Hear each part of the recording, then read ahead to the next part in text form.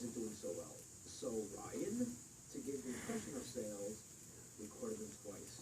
Once his office sales and once his website sales, which is what we refer to the business as misleading the shareholders. Another good